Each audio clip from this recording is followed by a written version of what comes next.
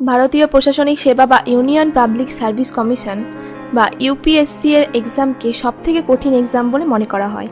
এই এক্সামে তারাই বসতে পারে যাদের সফল কেরিয়ার থাকে। পরীক্ষার্থীদের কাছে এই ধরনের পরীক্ষাতে টপার হওয়া তো অনেক দূরের কথা, পাশ করাটাই অনেকটা স্বপ্নের মতো। কিন্তু আমরা জানি স্বপ্ন একদিন ঠিকই বাস্তব রূপ নেয়।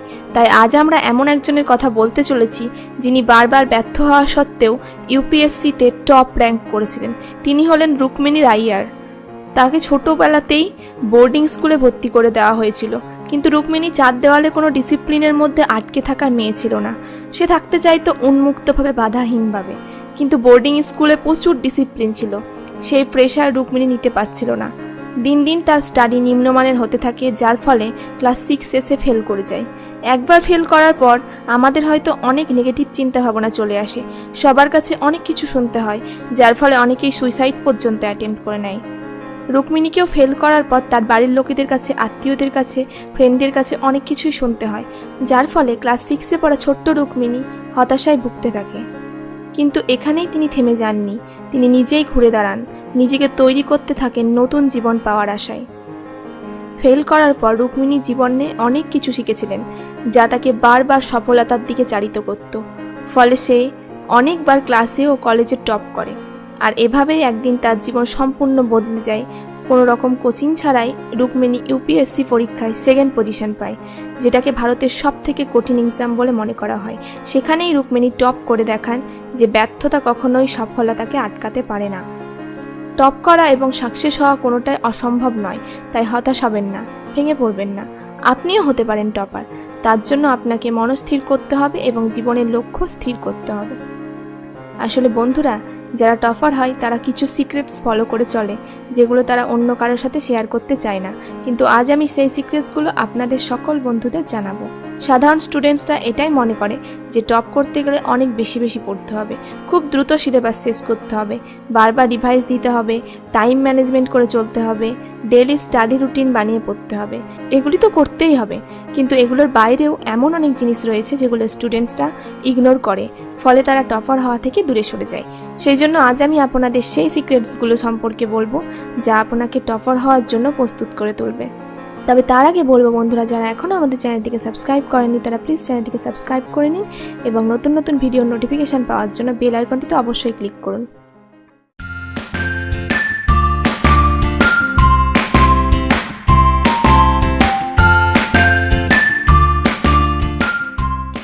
তাহলে চলুন জেনে নিই সেই সিক্রেটসগুলি কী কী। Number 1, create a to do list. দেখুন, সত্যি কথা বলতে কি, যারা টপার তারা নিজের স্টাইলেই টপ করে।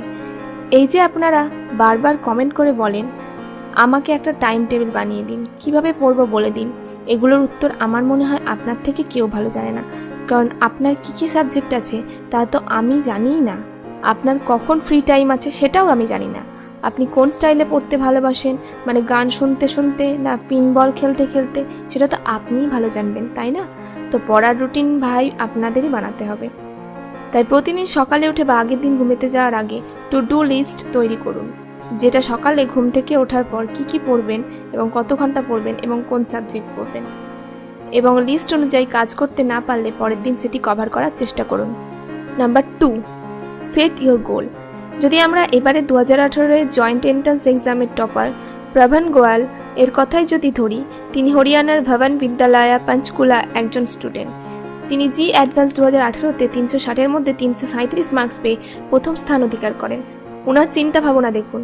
উনি যখন ক্লাস 9-এ পড়েন তখনই উনি ভেবে নিয়েছেন যে উনি জয়েন্টে পাস করার পর কম্পিউটার সায়েন্স নিয়ে ইঞ্জিনিয়ারিং করবেন এবং ইঞ্জিনিয়ারিং কমপ্লিট করার পর এক্সপিরিয়েন্স বাড়ানোর জন্য 2 বছরের জন্য জব করবেন এবং তারপর MBA করবেন, দেন নিজস্ব স্টার্ট আপ শুরু করবেন। তাহলে দেখলেন তো উনার ফোকাসটা কোথায় অ্যান্ড কত আগে উনি গোল সেট করে নিয়েছেন। আর এটাই আমরা আপনাদের বারবার বলার চেষ্টা করি যে আপনার গোল সেট করুন। সাকসেস আপনার হাতেই, সফলতা আপনি পাবেনই। তাই আপনাকে যে কাজটি করতে হবে সেটি হলো ওই যে আগের পয়েন্টে টু ডু লিস্ট তৈরি করতে বলেছিলাম, সেই লিস্ট অনুযায়ী 100% টাস্ক কমপ্লিট করতেই হবে। এই গোল মনের মধ্যে সেট করুন আর এগিয়ে যান। প্রথম 100% টাস্ক কমপ্লিট করতে না পারলেও একদিন ঠিক পারবেন। Number 3, make study your hobby and do friendship with your books. সবার আগে আপনাকে স্টাডিকে ভালোবাসতে হবে। তার মানে এই নয় যে সারাদিন বই নিয়ে বসে থাকতে হবে, 12 ঘন্টা 14 ঘন্টা করে পড়তে হবে। ঠিক সেভাবেই যেভাবে বার্গার, পিৎজা, ফুচকা এগুলোকে ভালোবাসেন, যেমন ধরুন আপনার যে গেমটা খুবই পছন্দ সেই গেমটা দেখার সময় বা খেলার সময় আপনি যে ভালোবাসা আর মনোযোগ দিয়ে খেলেন বা দেখেন, ঠিক সেই একই রকমই ভালোবাসা ও মনোযোগ দিয়ে পড়াশোনাটাও করতে হবে। তখন যে কোনো পড়ায় আপনার ভালো লাগতে বাধ্য। আর পড়া যখনই ভালো লাগতে লাগবে তখন খেলার মতোই পড়ার প্রতি আপনার একটা আকর্ষণ জন্ম নেবে, নতুন নতুন জিনিস জানতে ইচ্ছে করবে, বইও আপনার বন্ধু হয়ে যাবে এবং স্টাডি আপনার কাছে একটা ডেইলি হ্যাবিট হয়ে যাবে, আর আপনি টপার হওয়ার জন্য যোগ্য হয়ে উঠবেন। Number 4, be a good listener. I mean listen to your teachers. কথায় আছে নাই মামার থেকে কানা মামা ভালো, অর্থাৎ যেখান থেকে যতটা জ্ঞান আহরণ করা যায় ততটাই লাভ। আপনি যদি ভালো করে লক্ষ্য করে থাকেন তাহলেই দেখবেন যারা ক্লাসে টপার হয় তারা কিন্তু সারাদিন পড়াশোনা করে না, তারা প্রতিটি ক্লাস খুব ভালোভাবে ফুল অ্যাটেনশন দিয়ে করে। তাই ক্লাসে হোক বা টিউশনেই হোক টিচার যেটা বলবেন সেটা মনোযোগ দিয়ে শুনতে হবে। আর বেশিরভাগ ক্ষেত্রে ক্লাসে টিচার যেগুলো বেশি জোর দিয়ে পড়ান সেগুলোই এক্সামে আসার সম্ভাবনা বেশি থাকে। তাই প্রতিটি ক্লাস খুব ইম্পর্টেন্ট। একজন টিচার সবসময় চান হার্ড বিষয়কে ইজি করে পড়াতে, আর আপনি যদি মনোযোগ দিয়ে পড়াটা শোনেন তাহলে আপনি সহজেই তার পড়ানো বুঝতে পারবেন। আর না বুঝতে পারলে টিচারকে কোশ্চেন করুন, এবং কোশ্চেন করলে টিচার রেগে যাবেন না, বরং খুশি হয়ে আরও বেশি ইন্টারেস্ট নিয়ে আপনাকে পড়াটা বোঝাবেন। Number 5, start visual study.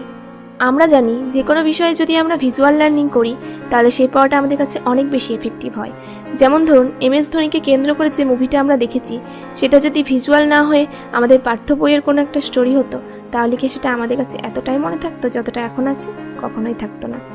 তাই সবসময় চেষ্টা করুন বই পড়ার পাশাপাশি যে বিষয়টি পড়ছেন সেটা সম্পর্কে ভিজুয়াল স্টাডি করতে, আর ইউটিউবকে আপনারা ভিজুয়াল স্টাডির কাজে লাগাতে পারেন। ধরুন আপনি আগ্নেয়গিরির অগ্ন্যুৎপাত কিভাবে হয় তা দেখতে চান বা একটি ডেমো মডেল বানাতে চান। এটি যদি আপনি শুধু বই পড়ে করেন তাহলে খুব একটা বোধগম্য হবে না।